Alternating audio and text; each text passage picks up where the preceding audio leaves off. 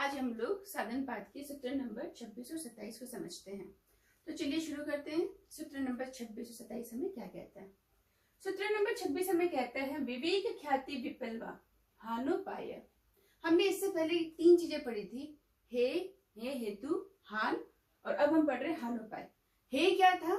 हे था दुख। दुख क्या होता है? हान क्या था? हे हेतु क्या था? दुख का कारण। तो क्या था? संयोग। प्रकृति और पुरुष का संयोग जो था वो दुख का कारण था। हान क्या था? अविद्या। जो संयोग था, अविद्या थी, उसको आप दूर कर दो, नष्ट कर दो, तो वो अविद्या नष्ट हो जाएगी, तो वो हान है। और हान का उपाय क्या है? उस अविद्या को नष्ट कैसे कर सकते हैं? बोलते हैं विवेक ख्याति को जागृत कर लो। विवेक ख्याति विपलवा। विवेक ख्याति जब आप सिद्ध कर लेते हैं, जब आप जागृत कर लेते हैं, जब आप प्रज्ञा को बढ़ा लेते हैं, तब ये हान का उपाय है। क्योंकि विवेक ख्याति की होने की वजह से मिथ्या ज्ञान शून्य हो जाता है। या हम ये क्या कहेंगे कि मिथ्या ज्ञान को शून्य करना है तो हमको विवेक ख्याति जो है उसको हमें क्या करना है? सिद्ध करना है। तो यहाँ पर महर्षि पतंजलि जी का हानोपाय, ये जो दुख का कारण था, जो हमने कहा अविद्या रूपी है, इस अविद्या को नष्ट कैसे करें? ये मिथ्या ज्ञान को नष्ट कैसे करें? शून्य कैसे करें? तो बोलते हैं विवेक ख्याति को जागृत करके, विवेक ख्याति को सिद्ध करके। आगे हमें इस सूत्र में विवेक ख्याति और बताते हैं महर्षि पतंजलि जी। कहते हैं तस्य सप्तधा प्रांत भूमि प्रज्ञा। क्या कहते हैं? ये जो विवेक ख्याति है, कौन? ये जो विवेक ख्याति है ये कैसी है? 7 प्रकार की भूमि में प्रज्ञा प्राप्त होती है। 7 प्रकार की भूमि पर रह के इसकी प्रज्ञा प्राप्त होती है। जैसे कि 1 भूमि, 2, 3, 4, 5, 6, 7। तो 1, 2, 3, 4, 5, 6, 7 यहाँ आके विवेक ख्याति सिद्ध होती है। ये ऐसे स्टेप बाय स्टेप विवेक ख्याति सिद्ध होगी। पहली प्रज्ञा प्राप्त होगी, फिर दूसरी प्रज्ञा प्राप्त होगी, फिर तीसरी प्रज्ञा प्राप्त होगी। तो प्रज्ञा प्राप्त होती है। यहाँ पे क्या प्राप्त होती है? प्रज्ञा। श्रेष्ठतर बुद्धि मिलती है, श्रेष्ठतर ज्ञान, श्रेष्ठता वाला जो ज्ञान होता है ना वो मिलता है यहाँ पर। तो बोलते हैं कि तस्य सप्तधा प्रांत भूमि प्रज्ञा। तो बोलते हैं 7 प्रकार का ही इसमें ज्ञान रहता है, इसके अलावा कोई 8 प्रकार का ज्ञान इस बुद्धि में रहता नहीं है।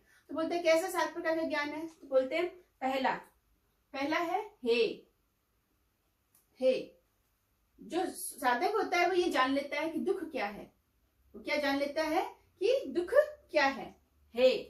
फिर हे हेतु। इस दुख का कारण क्या है? इस दुख का कारण क्या है ये वो जानता है।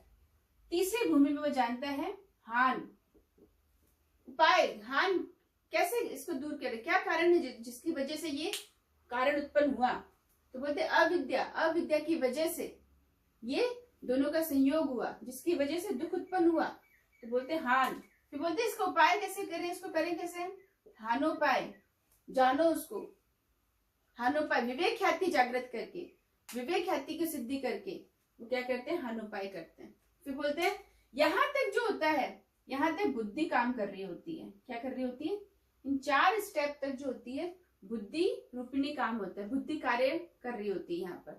तो इन 4 के बाद में ये जो 5, 6 और 7 जो है इसमें हमारा चित्त काम करता है। क्या काम करता है? चित्त काम करता है।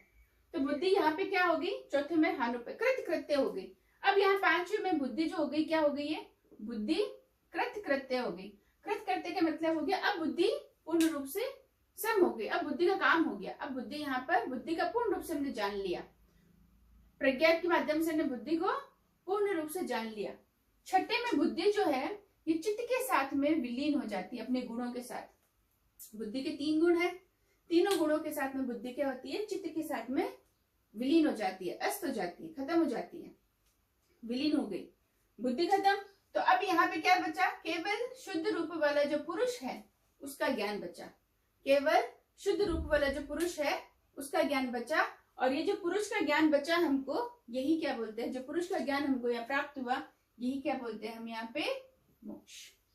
तो यहाँ पे हमें मोक्ष की प्राप्त नहीं हुआ है, यहाँ हमें मोक्ष का ज्ञान हुआ है कि ये पुरुष है, पुरुष का ज्ञान। क्योंकि विवेक ख्याति सिद्ध हुई है यहाँ तक, विवेक ख्याति और आगे जाती है जो हम आगे पढ़ेंगे। तो बोलते विवेक ख्याति को सिद्ध कर लेना 7 प्रकार की भूमि से ही सिद्ध होती है। तो पहला आपने हे, फिर दूसरा हे हेतु, तीसरा हान, चौथा हानोपाय, पांचवा बुद्धिकृत कृत्य हो गई, छठे में क्या हुआ, बुद्धि जो है वो चित्त के साथ विलीन हो गई, सातवें में क्या हो गया, जो पुरुष था वो अपने ओरिजिनल स्वरूप में आ गया और पुरुष को अपना खुद का ज्ञान हुआ, तो वो होती विवेक ख्याति। तो इस तरह से हमने दोनों सूत्रों को पढ़ा, एक बार रिवीजन ले लेते हैं। विवेक ख्याति, हानोपाय। विवेक ख्याति को सिद्ध कर लेना और मिथ्या ज्ञान को शून्य कर देना, इसी को हम कहते हैं हानोपाय। यानी जो दुख का कारण है, जो खत्म कैसे करे, उपाय क्या है इसको, तो बोलते हैं विवेक ख्याति को जागृत कर लो तो आपका उपाय मिल जाएगा आपको। इस हान का जो कारण था क्या, वो प्रकृति और पुरुष का जो मिलन था वो उसका कारण क्या था, अविद्या। तो अविद्या को खत्म कैसे करें, तो बोलते हैं विवेक ख्याति जागृत करनी पड़ेगी, सिद्ध करनी पड़ेगी। तो बोलते हैं विवेक ख्याति है 7 भूमि पे ही सिद्ध होती है।